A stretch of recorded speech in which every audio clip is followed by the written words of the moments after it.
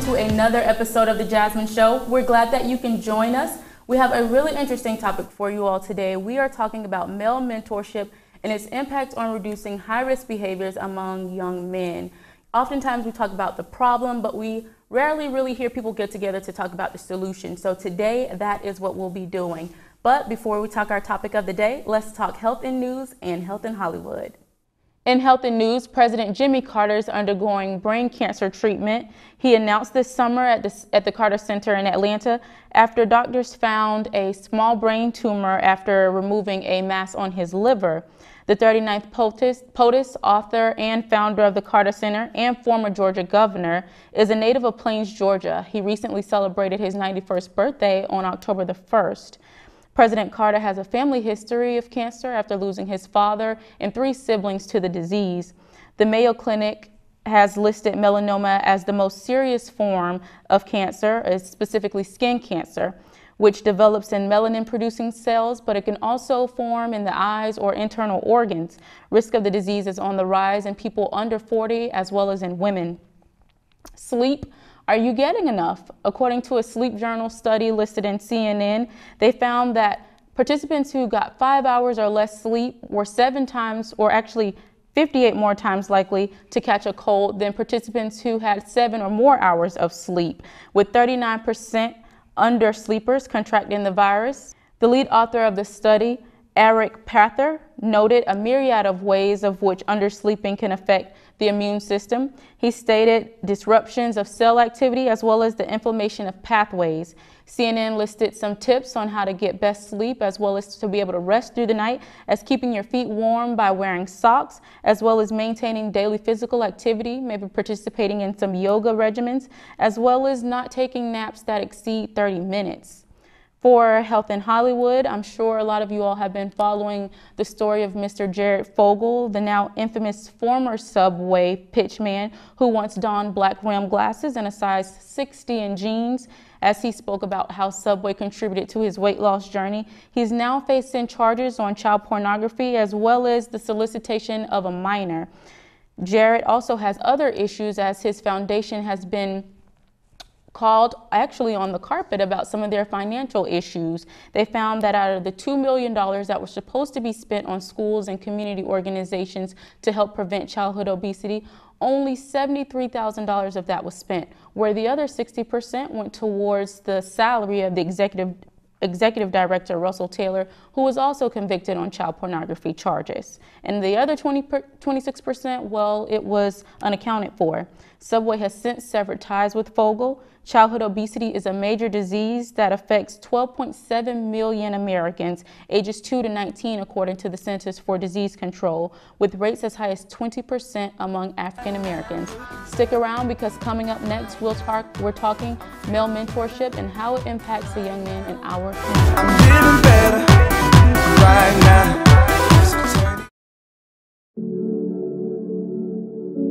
From House Arrest 2, NCNW, FAMU Track, The Incomparable Marching 100.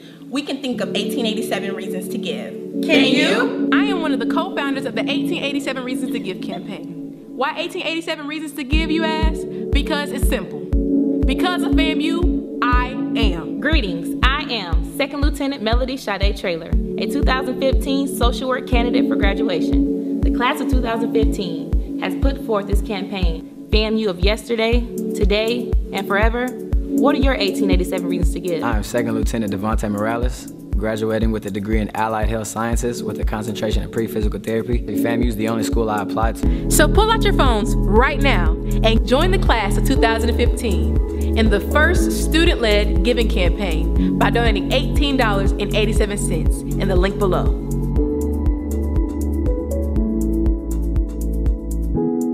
strike, strike, and strike again. Right now, I'm living better. Right now.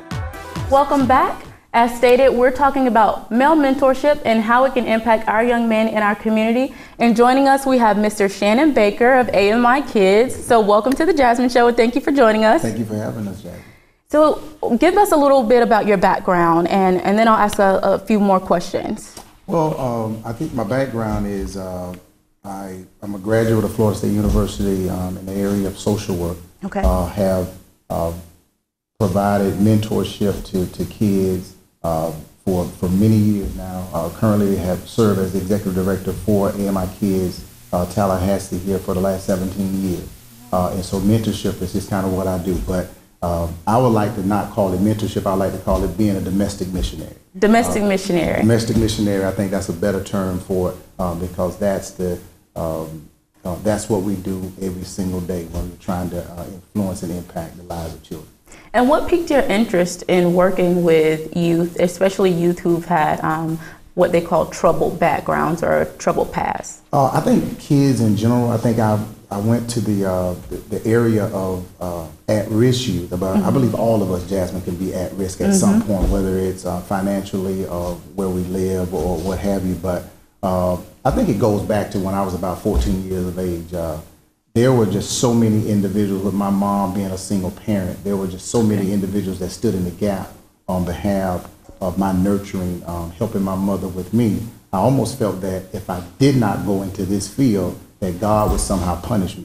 And so I took that as from going and working at the Boys Club, being my first job, being a janitor with the Boys Club, and learning from ground floor how to be a servant leader.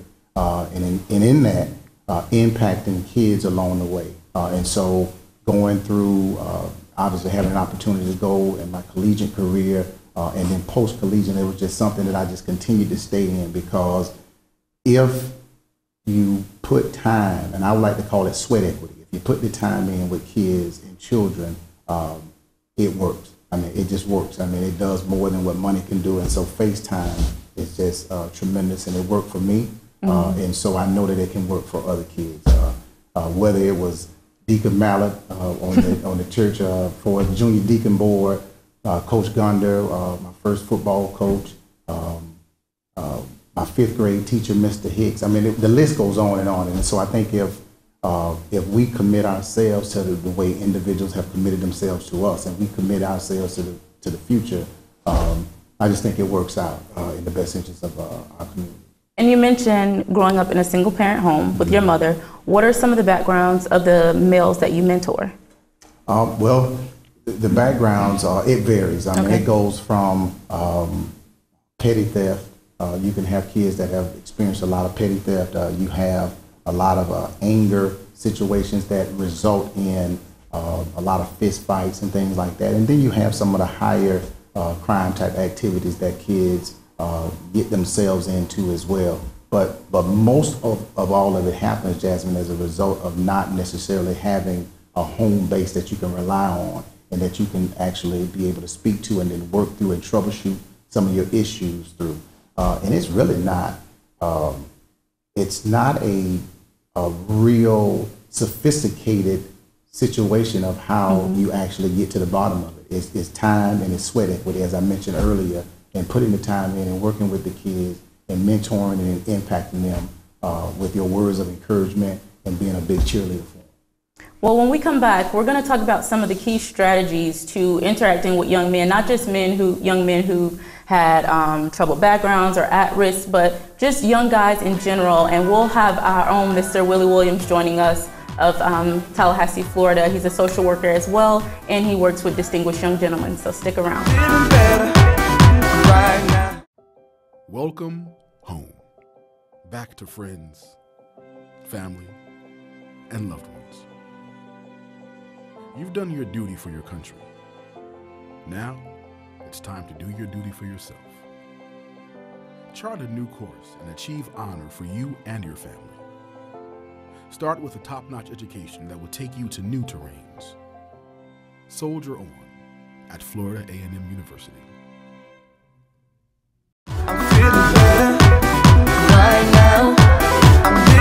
Welcome back, and thank you for joining us. We are talking male mentorship. We have with us Mr. Shannon Baker of AMI Kids, and we also have with us Mr. Willie Williams. He's very well known in the community, especially with his work with distinguished young gentlemen. So welcome, and thank you for joining us. Thank you for having me. So give us a little bit about your background. I have a master's in social work. I'm currently working on my DRPH with the Institute of Public Health at Florida A&M University.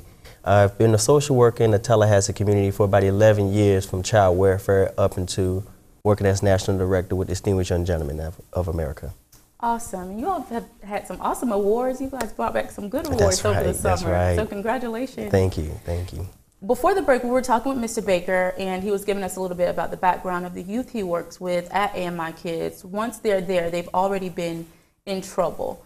What you do, you work with young men and mentor them prior to that. So what are some strategies you use to keep them focused from going down the wrong path? Well, what I found out is that most of the question is not surrounding how to keep them focused, but why they are not focused. Okay. And once you actually figure out what that reason is, then the strategies you want to do is consistency. The youth look for consistency. Believe it or not, nowadays, our youth are able to read us better than we're able to read them. I mean, they can read you like a book. So they know if you're going to be consistent with what you're saying. First of all, they want to know if you're going to be committed to what you're doing. And then I think the last strategy is actually having exposure. You have to expose them to what they're not used to seeing. You have to expose them to the positive things that are out there within the community itself. So it sounds like they want to know that you're real, that you're going to be there for the long run, you're consistent. That's right. As our generation say, they want to know if you're going to keep it 100. Keep it 100. Keep it 100, right? Right. And Mr. Baker, the students you work with, they've already been kicked out of the Leon County system, but you're working on transition, as you stated, from day one. So how do you go about preparing them to re-enter the Leon County school system and society in general? I think thoroughly, when the kids first enter our program, I think doing a thorough orientation, actually trying to assess the kid of where they are. Okay.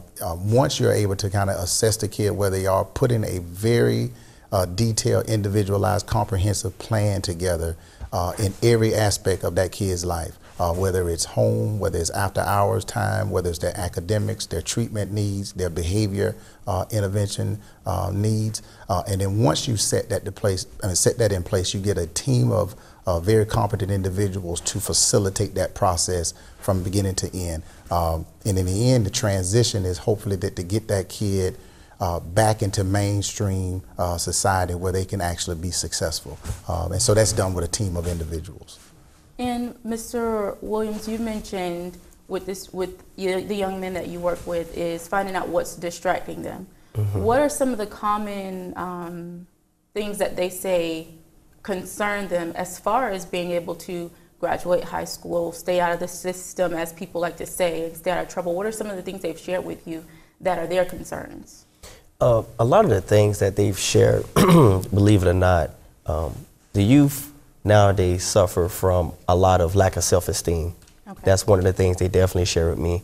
You have youth out there who are also depressed. One of the things I also do is I work as a mental health therapist, and that's part of my mentoring as well, is working with them. A lot of the kids don't need the therapy, it's the mentoring that they're looking for. But one of the major things I've found that concern them is that they lack the vision to see past their situation. Okay. They're concerned with, well, you say I can get out, but how? I don't see how. They don't have the vision, they don't have the dreams that you and I may have had as youth growing up. They just don't see past the situation that they have now. So I think that's one of the biggest concerns regarding our youth. And is that concern shared among the young men you mentor as well? I think the same thing. I think it's a historical impact. If you don't, within your home, if you don't see certain things going on, there are certain individuals that if your father was a lawyer, if your father was a doctor, you know that I'm going to college. I mean, there's just no doubt about it. And then when you have individuals where that previous generation before that child has not really mastered even their personal vision for themselves, most times that's what impacts the kid. And so they're culturally impacted, and so their growth is stunted. And so when you have programs like Distinguished Young Gentlemen, and you have programs like AMI Kids, I think what it does is it clears the lens for those particular kids and allow them to be able to see beyond themselves and get out of their own way, in a sense. And so with that, anything is possible. So just to wrap this particular theme that we've been discussing, which is also the environment, what would be your advice to parents, Mr. Baker, of children and especially young men who've already encountered the system, and then I want to hear your advice for parents who have not had that happen yet to keep them from having to experience that. So we'll start with you, Mr. Baker. My experience says that parents must identify positive individuals in their kids' lives. There is no way that it's kind of that village mentality. You have to be able to trust individuals, significant individuals, and whether that's the church, whether that's the school, whether it's after school type activities, anything that is doing something positive, and get them in that particular avenue so they can actually move forward. That would definitely be my advice, to just kind of get out of your own way and allow those kids to grow. And to wrap us up, Mr. Williams? I would pretty much echo the same thing he said. One of the things that parents must realize is that our youth are living in a gated community within themselves nowadays. So we have to open up those communication lines with our youth to regain the trust and build confidence within them, help them identify strengths within themselves. And then once the parents have done that, they have to find ways to expose the youth, like he said, to positive things outside of the community, outside of the home, and things that will help them to move in a positive and develop that vision that they have. Thank you all so much. When we come back from the break, we'll have our Acting Assistant Secretary of Prevention Services at the Department of Juvenile Justice, Mr. Marcus Smith, joining us, so stick around.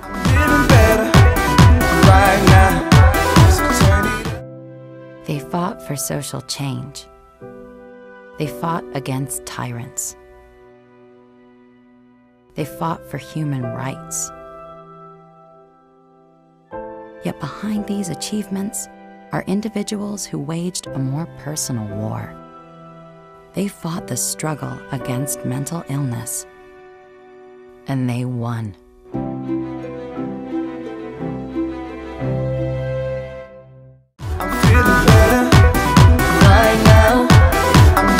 Welcome back. We are talking male mentorship here at the Jasmine Show, and we have joining us the Acting Assistant Secretary of Prevention Services at the Department of Juvenile Justice. We have joining us Mr. Marcus Smith, and joining us again from the break, we have Mr. Willie Williams. And we're focusing on prevention.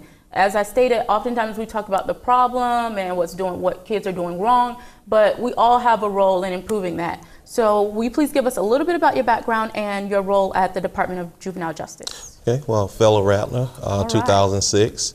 Also, I've been with the Department of Juvenile Justice for about 14 years now, worked in various areas, detention, residential, and legislative, and actually now in prevention.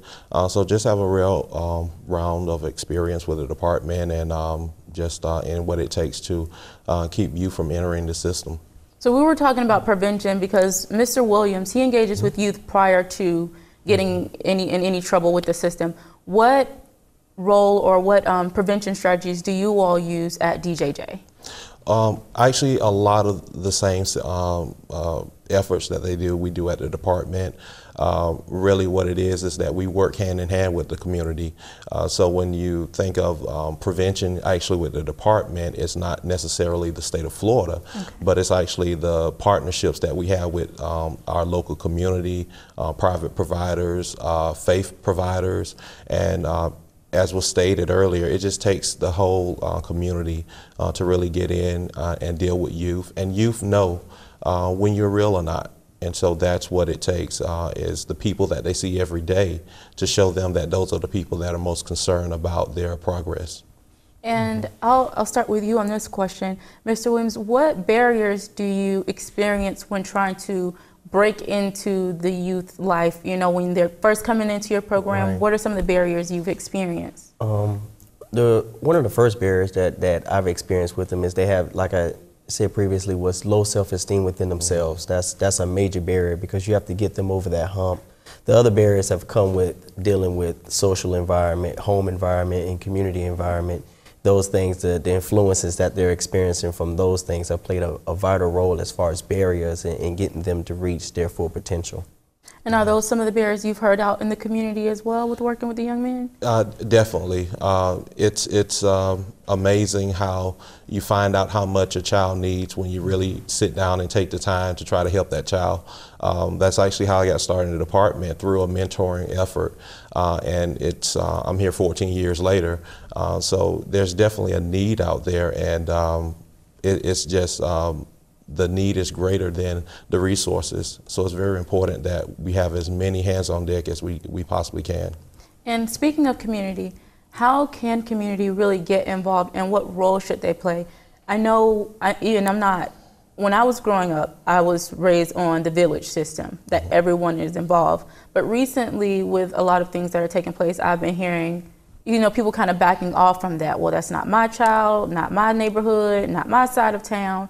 How can we refocus community on prevention strategies for the young men that we're focusing on? Well, it comes through a various amount of resources, but one of the things, actually I'm a pastor as well, and so I understand connecting with the faith community, the challenges that the faith community sometimes face. And as Department of Juvenile Justice, what we try to do is provide skills and resources for those persons in the community so that they can maximize what it is they do. They have the heart. And really one of our initiatives that we have at the department is working with our faith organizations, because there are so many. And if we had the engagement, if we had the support of all of our faith community, we will make a dynamic impact.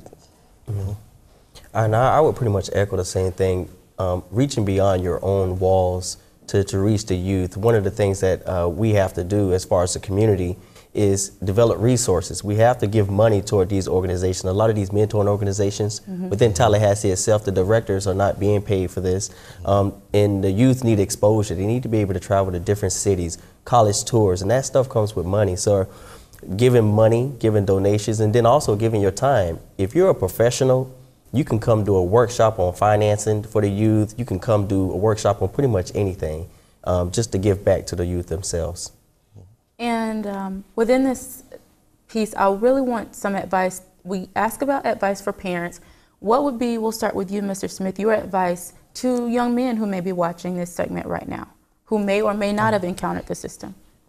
Just definitely to not feel alone, to not feel that there's nobody out there that can help. Reach out to somebody. And if that's not the person, keep reaching out.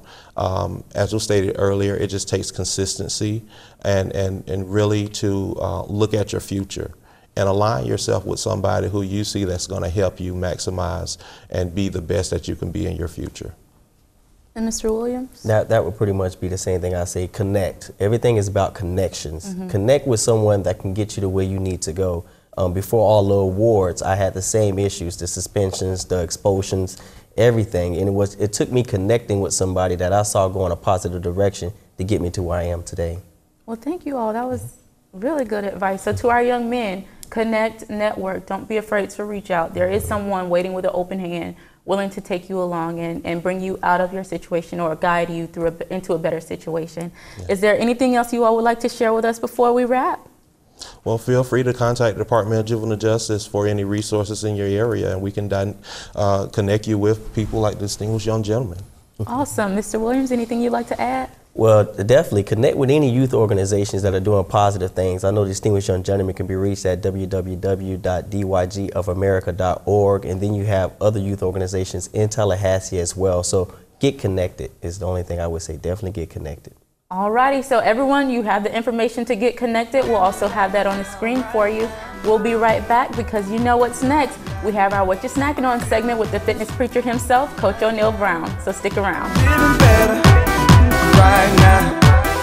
The College of Law's rich tradition of excellence dates back to its original founding. In 1949, a division of law was established at the then Florida A&M College, and the first class was admitted in 1951. In 1966, the Florida Board of Control, later known as the Board of Regents, withdrew its permission for FAMU to admit law students. 2 years later, the law school graduated its last class. Before it closed its doors, the school graduated a total of 57 students who have made significant contributions to the legal profession. In 2000, FAMU's College of Law was reestablished, this time in Orlando, after the Florida legislature gave the green light. 5 years later, the College of Law graduated its first class of 57 students. In 2009, the College of Law became accredited by the American Bar Association. I am Dean Leroy Purnell, ranked #1 for diversity in legal education. We are the FAMU College of Law. Great things are happening at FAMU every day.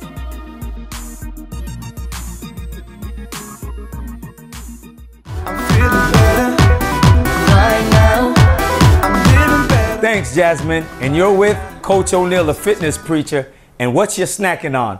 Well, you know it's football season and everybody is hyped up for football season.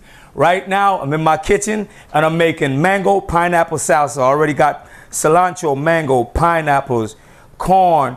I have bell peppers, also red onions.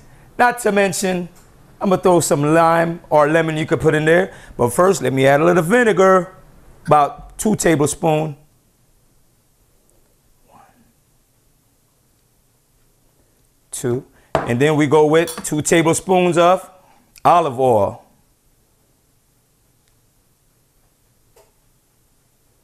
That's 1. To give you that nice flavor. 2. Then we have some seasoning. And this one is, I have 0 MSG, no MSG in here. So if you want to see it, take a good look. 0 MSG. All right. Could put a little bit more because I like flavor. And not to mention some salt, a little bit of kosher salt, just a sprinkle while I stir it up. Nice and easy. And what you want to do is put this in the refrigerator for about 30 minutes, serve chill. That's when it's at its best. And I'm telling you, this is going to be delicious. And you can snack on a good, healthy snack during football season.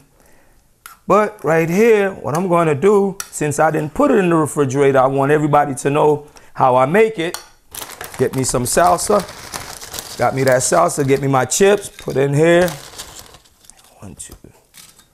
Nice. And check this out, ladies and gentlemen, how I do it. Voila, you see that corn, look at that. You see those mangoes, you see those pineapples. That cilantro, you got that scallion, you got that onion in there. And not to mention tomato. All right, look at that. Nice and easy. Easy does it. Here you go. See all that color? That's all about the flavor. So what I would do is come right here, get me 1, 2, 3. Serve, look at that. And ready?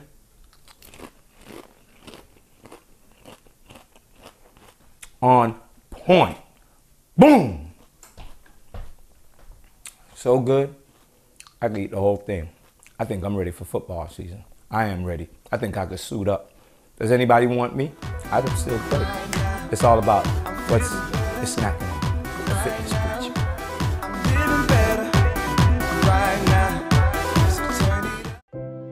They fought for social change.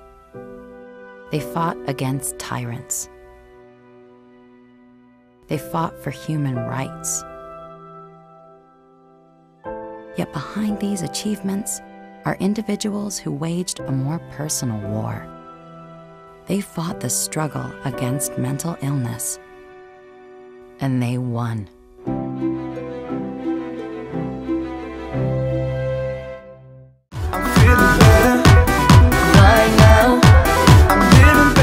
You all enjoyed our segment as we discussed male mentorship and how we can help young men in our community and abroad. We really thank you for joining us, and we also hope that you found our tasty segment, What You Snacking On, for good use. We hope you try out some of those recipes, and if you do, post a picture, use us, contact us on Facebook, Twitter, use the hashtag TJSWSO.